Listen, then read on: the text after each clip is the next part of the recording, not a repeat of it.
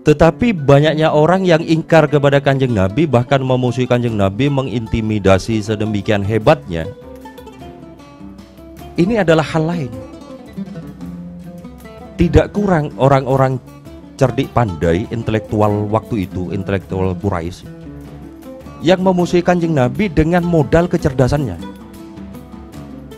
Itu tidak kurang orang-orang seperti ini. Dulu salah satu penentang serius Kanjeng Nabi yang menentang dengan ilmunya itu, selain Walid bin Mughirah, ada nama lain. Ini nggak begitu masyhur mungkin ya. Namanya adalah Nadir bin Haris. Ini sebenarnya orang ini masih dekat-dekat kerabatan sama Kanjeng Nabi itu. Resepnya begini: Nadir bin Haris bin Kaldah bin Abdi Manaf bin Abdiddar bin Qusay. Qusay ini punya anak namanya Abdul Manaf, dan inilah yang melahirkan Hashim, lalu Abdul Muthalib, lalu Sayyid Abdullah, lalu Kanjeng Nabi. Yang dekat loh dalam setiap peperangan. Jadi dia selalu ikut perang melawan Nabi ya. Dalam setiap peperangan, setiap aku melihat wajah Rasulullah, aku tidak sanggup untuk bertahan memandangnya. Ini masih musuh ya. Dan sekarang setiap aku melihat wajah Rasulullah, aku selalu teringat akan welas asih dan kasih sayangnya kepada kami semua.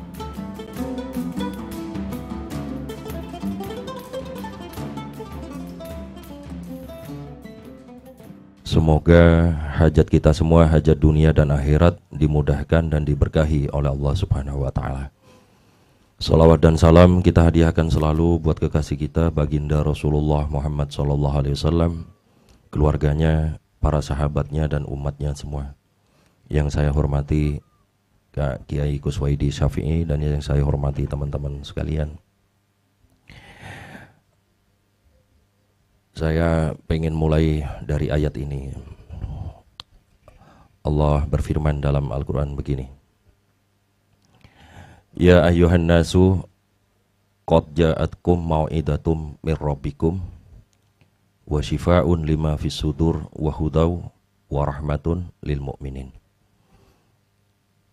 Qul bifadlillahi wa birahmatihi fabidzalika falyafrahu huwa khairum mimma yajma'un. Wahai manusia, sungguh telah datang kepada kalian mau'idah, ya keterangan-keterangan, ajaran-ajaran yang datang dari sisi Tuhanmu. Saya pengen stop di sini dulu nih. Saya pernah menyampaikan, saya lupa apa di sini apa di tempat lain. Sejak awal kali Al-Quran diturunkan, Kanjeng Nabi pertama menerima wahyu itu kan Iqra itu ya, di Gua Hira itu ya. Itu adalah momen Kanjeng Nabi itu diutus sebagai Nabi.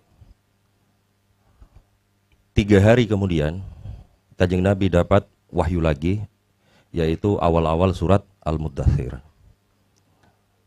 Ya ayyuhal muddatsir kum fa'andir wa rabbaka fakabbir wa siyabaka fatahhir wa rujza fahjur. Sampai di sini. Turunnya wahyu kedua ini adalah momen Kanjeng Nabi itu diutus sebagai Rasul. Ya, kita ngerti ya, Nabi dan Rasul itu berbeda. Maka di surat Muddatsir itu ada ayat begini: Kum fa'andir, bangunlah dan berilah peringatan. Jadi Kanjeng Nabi diperintah untuk melakukan mubalaghah, menyampaikan ajaran kepada masyarakat waktu itu. Gitu ya. Di wahyu pertama, Iqra, tidak ada keterangan ini, hanya pengangkatan sebagai seorang nabi. Lalu wahyu berikutnya yang turun kemudian itu adalah Al-Fatihah dari awal sampai akhir. Oke. Sampai di sini saja. Kita ngerti dari sirah bahwa orang yang pertama iman sama Kanjeng Nabi itu adalah Sayyidah Khadijah. lalu kemudian Abu Bakar, lalu Sayyidina Ali, dan seterusnya. Mulai ada pengikut.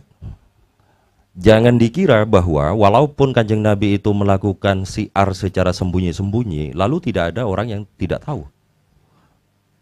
Banyak yang tahu. Walaupun memang sebagai taktik atau strategi, Kanjeng Nabi sengaja memilih menyiarkan, mengajarkan agama secara sembunyi-sembunyi di masa awal itu, di rumah Arkom bin Arkom itu, atau Arkom bin Abi Arkom itu, yang rumah itu berdekatan dengan Ka'bah, tempat lalu lalang banyak orang, agar tidak memancing kecurigaan banyak orang. Begitu strategi Kanjeng Nabi. Tapi kita lalu mengerti, seiring waktu lalu datang orang-orang itu yang pengen berbaiat, beriman kepada Kanjeng Nabi. Kita ngerti ada orang seperti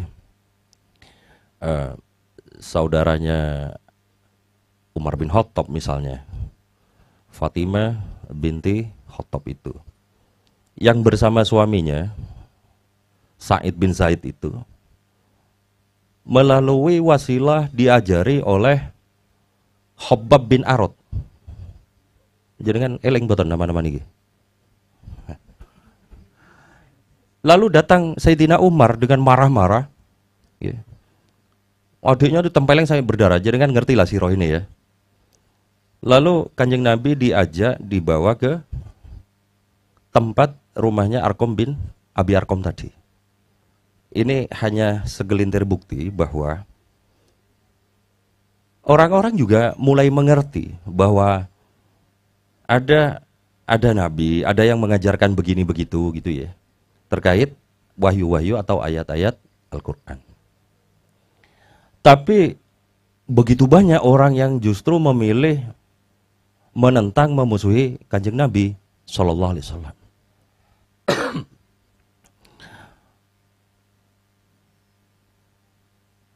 Apa yang dituturkan Kanjeng Nabi secara sembunyi-sembunyi dan kemudian 3 tahun kemudian atau 2 tahun kemudian itu lalu diizinkan oleh Allah untuk syiar secara terbuka sehingga orang menjadi lebih mengerti adanya Al-Quran itu berada di posisi ayat tadi itu, qad ja'atkum mau'idatum mir rabbikum. Gitu ya. Tetapi banyaknya orang yang ingkar kepada Kanjeng Nabi, bahkan memusuhi Kanjeng Nabi, mengintimidasi sedemikian hebatnya. Ini adalah hal lain. Tidak kurang orang-orang cerdik pandai, intelektual waktu itu, intelektual Quraisy, yang memusuhi Kanjeng Nabi dengan modal kecerdasannya. Itu tidak kurang orang-orang seperti ini. Cak Win rasolat iki, iya ngono kuwi. Nasabe nyambung ke sana. Sanad ilmunya itu. Semakin pinter, semakin ngerti Nietzsche, hermeneutik, Gadamer, soyo rasolat. Isu ngono kuwi. Begitu ya. Yang berikutnya, problemnya di mana? Ada yang di berikutnya. Wa syifa'un lima fis sudur. Al-Quran itu bekerja sebagai obat bagi hati manusia. Ini yang membedakan antara ini Al-Quran keterangan. Lalu bagi sekelompok orang Al-Quran itu menghadirkan getaran atau internalisasi atau sublimasi itu tadi. Itu udah syifaun lima fis sudur. Kalau orang itu lalu semakin ngaji Al-Quran, semakin rajin ibadahnya, amal solehnya, berarti dia masuk ke level berikutnya ya hudan. Lalu kemudian semakin wasis ngaji Al-Quran, paham banyak ilmunya, tafsirnya macam-macam, lalu semakin welas asih kepada orang lain, penuh kasih sayang kepada keragaman, ngemong kepada orang lain, rendah hati. Itu berarti levelnya rahmat tadi itu. Gitu ya. Nah, yuk mari kita renung-renungin coba. Ketika Al-Quran nuturi kullil mu'minina yaguddu absarahum, katakanlah pada orang-orang mukmin laki-laki hendaknya menundukkan pandangannya, sampai nundukkan boten. Nah, tentu semua mafhum bahwa ayat itu ada. Tapi kalau tidak diterasuk ke dalam hati, Ya sudah berhenti di level mau idah tadi itu. Dan seterusnya, dan seterusnya, dan seterusnya. Saya ingin tunjukkan bahwa ihwal cerdasnya orang itu, berilmunya orang itu, semakin tinggi kuliahnya misal gitu, itu nggak selalu berbanding lurus dengan pencapaian sifaun lima fis sudur wa huda wa rahmah. Dulu salah satu penentang serius Kanjeng Nabi yang menentang dengan ilmunya itu loh, selain Walid bin Mughirah, ada nama lain. Ini nggak begitu masyhur mungkin ya. Namanya adalah Nadir bin Haris.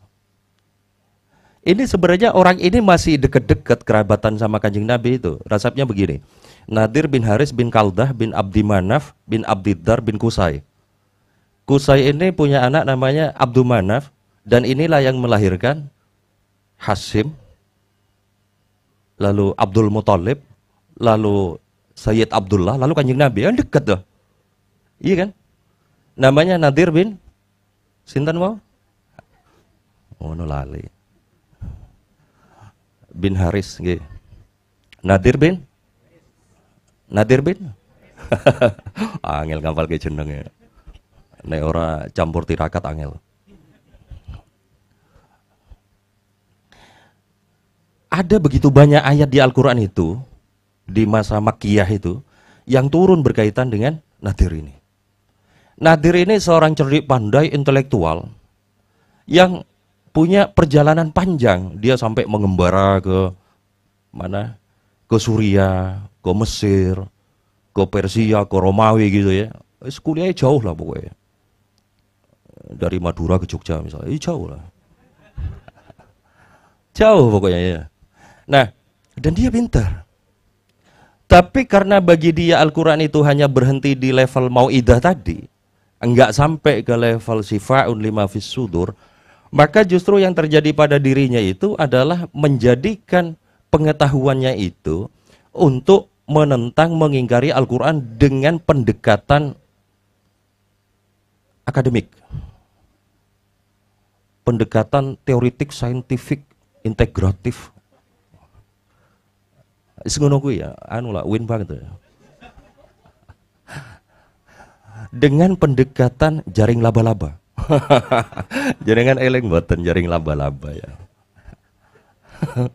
Kelingan Pak Amin Abdullah ya, Masya Allah. Semoga beliau sehat nggih. Di antara yang diabadikan Al-Quran, rekamannya Al-Quran begini.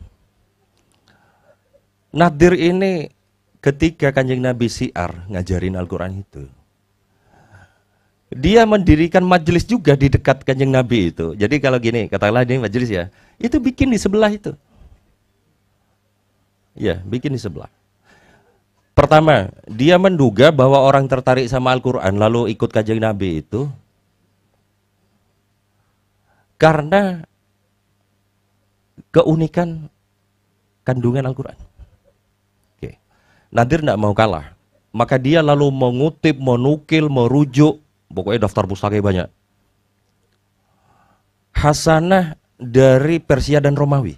Dia ceritakan ke orang-orang. Gitu. Tapi orang tetap ngikut Kanjeng Nabi. Semakin hari semakin waktu orang lebih banyak sama Kanjeng Nabi.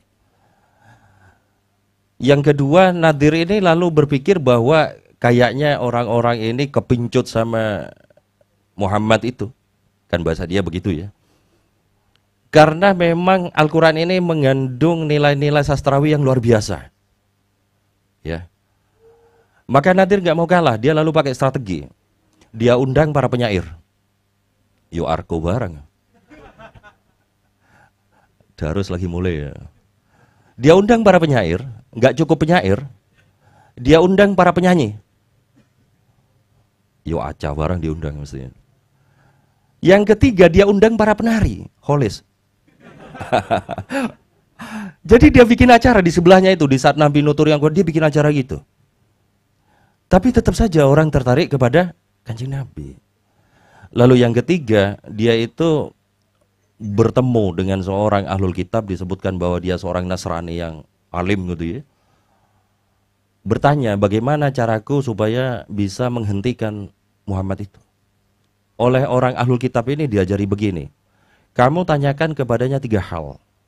1, tanyakan tentang para pemuda yang bersembunyi di dalam gua demi menjaga akidahnya. Yang kedua, tanyakan tentang seorang raja yang kekuasaannya itu meliputi timur dan barat. Lalu yang ketiga, tanyakan tentang ruh. Bukan Buya Hasyim Ar-Rasyid ya, bahas ruh ya, enggak ya. Ini dilakukan betul sama Nadir. Maka Nadir lalu menghadap ketika Kanjeng Nabi siar diinterupsi lah kira-kira begitu ya, bertanya, wahai Muhammad, kalau engkau memang seorang nabi, ceritakan padaku tentang para pemuda yang sembunyi di gua untuk menjaga akidahnya. Tentu saja Kanjeng Nabi dikasih tahu oleh Allah Ta'ala, maka turunlah surat Al-Kahfi itu. Begitupun ketika diajukan pertanyaan kedua tentang raja itu, yang dibacakan oleh Rasulullah itu adalah ujung-ujung dari surat Al-Kahfi tentang Zulkarnain itu ya. Nah, yang ketiga tentang roh. Kanjeng Nabi menjawab pakai ayat ini. Yas'alunaka 'anir ruh, qulir ruhu min amri rabbi wa ma utitum minal ilmi illa qalila. Selesai. Oke. Nadir ini merasa malu betul. Pesona intelektualitasnya itu gugur terus-menerus. Maka di tengah putus asanya itu, dia mulai mengalami kena mental lah kira-kira ya. Mengalami mental disorder. Dia ini lalu berbuat nekat. Ketika Kanjeng Nabi siar itu didatangi sama Nadir. Ini diabadikan di surat Al-Anfal. Gitu ya. Al-Anfal bilang gini. Wa idza tutla 'alaihim ayatuna qalu law nasya'u laqulna mithla hadza in hadza illa asatirul awwalin. Ketika ayat-ayat Al-Qur'an dibacakan kepada mereka, ini tentang Nadir ini ya. Mereka berkata, kalau kami mau, kami bisa saja mengatakan keterangan-keterangan yang seperti Al-Quran itu. Sungguh itu tidak lebih dari dongengan orang-orang terdahulu saja. Itu satu. Gak cukup begitu, Nadir lalu memungkasi dengan cara begini. Ini cara ekstrim. Wa idh qalu Allahumma in kana hadzal haqqu min indika. Ya Allah, jika benar Al-Quran ini memang datang dari sisimu, famtir alaina hijaratan minas sama'i, maka turunkanlah hujan batu dari langit, awitina bi adzabin alim, atau timpakan kepada kami azab yang pedih. Ini Gusti Allah itu, Masya Allah ya, orang kurang ajar itu tetap disantuni ya, tetap diwelas asih ya. Jawabannya Allah itu begini. Wa ma kana Allahu liyu'adzibahum wa anta fihim. Dan sungguh Allah tidak akan menimpakan azab sepanjang engkau, wahai Muhammad sallallahu alaihi wasallam, bersama mereka. Enggak cukup begitu. Wa ma kana Allahu mu'adzibahum wa anta wa hum yastaghfirun. Allah tidak akan mengazab mereka kalau saja mereka itu mau bertobat. Begitu. Kecaman Al-Quran kepada Nadir ini keras. Bahkan ada bagian yang menyebutkan begini. Wailul likulli affakin athim.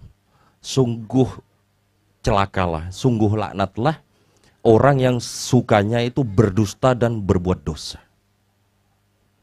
Wailul likulli affakin asim.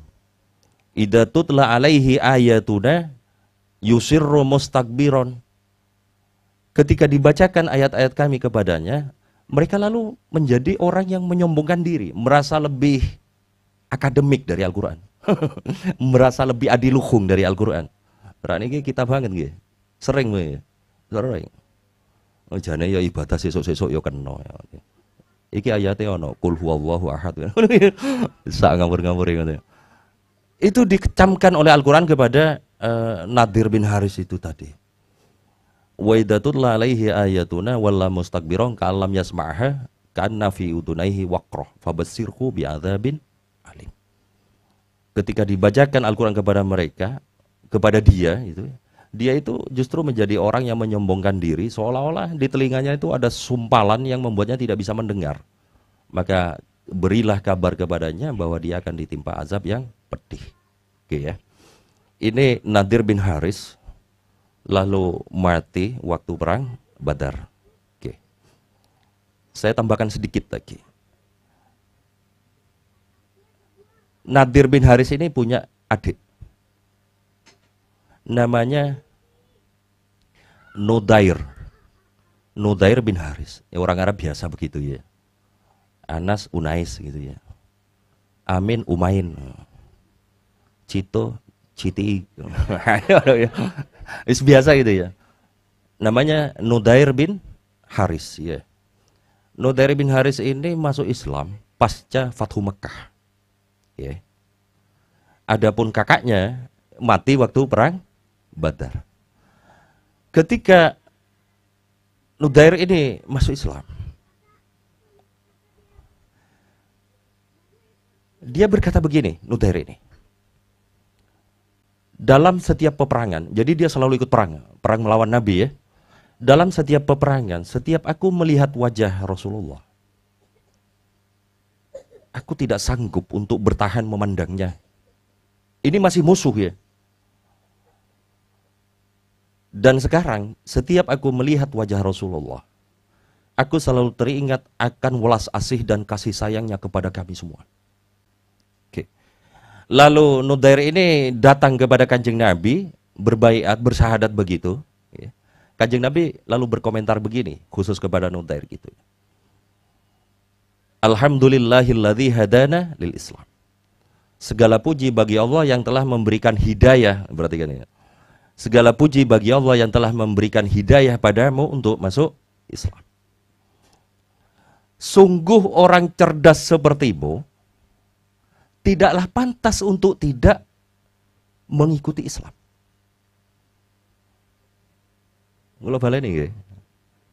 Sungguh orang cerdas sepertimu tidaklah pantas untuk tidak masuk Islam. Lalu Nudair ini menjawab begini, Alhamdulillah ya Rasulullah, segala puji bagi Allah Rasulullah, saya bisa masuk Islam. Lalu dia berkata begini, engkau benar Rasulullah, sungguh tidak pantas sesuatu yang hebat dan mulia seperti Islam tidak dipahami oleh orang lain. Dan Nudair ini ya sampai akhir hayat jadi bagian dari agama Islam. Oke teman-teman, mungkin poin-poin yang bisa saya tutupkan itu begini. Yang pertama, sinau nggih sinau, belajar ya belajar, kuliah ya silakan mampang-mampang walau mbuh masa depan kepiye ngono ya. Gitu. Ya minimal ra mulih Madura ya. S1, S2 ya. Iya S3. Engko S1 meneh ngono. Mulai arep ngopo ya? Bingung. Wis niate tolabul ilmi. Ya wis ngono lah. Oke, begitu. Tapi mari kita sadar mengerti bahwa sesungguhnya yang kita butuhkan dalam hidup ini adalah ilmu yang menghantar kepada pertambahan takwa kepada Allah Subhanahu wa taala. Oke. Dan fakta sejarah memperlihatkan, fakta historis memperlihatkan begitu banyak orang yang cerdas intelektual itu tidak membawa dirinya semakin tunduk kepada Allah Subhanahu wa taala. Mari kita hati-hati dalam hal ini. Yang kedua,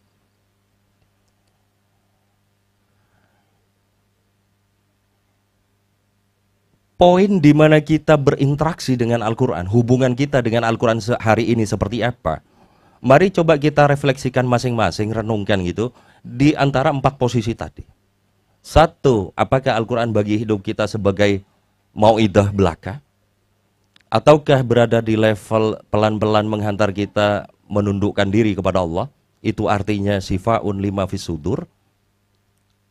Apakah yang ketiga semakin intens kita tergerak untuk melakukan kesalehan-kesalehan yang berarti itu adalah bertambahnya hidayah? Ataukah yang terakhir yaitu sudah di level rahmah? Oke. Tentu saja mau berada di level 2, 3, dan 4 itu adalah sebuah karunia dari Allah. Itu perjalanan waktu. Tetapi seminim-minimnya, janganlah lalu Al-Quran buat kita itu hanya berada di sebagai posisi yang pertama. Karena yang demikian itu sejak dulu itu udah banyak banget. Orang-orang yang ingkar kepada Kanjeng Nabi itu levelnya di situ. Terus yang ketiga, riwayat tentang Nadir bin Haris dan Nudair bin Haris tadi memperlihatkan perihal kita di hadapan Allah Subhanahu wa taala itu setipis perihal engkau menjadi Nadir bin Haris ataukah Nudair bin Haris. Ngoten nggih. Kula baleni nggih men rada dredeg.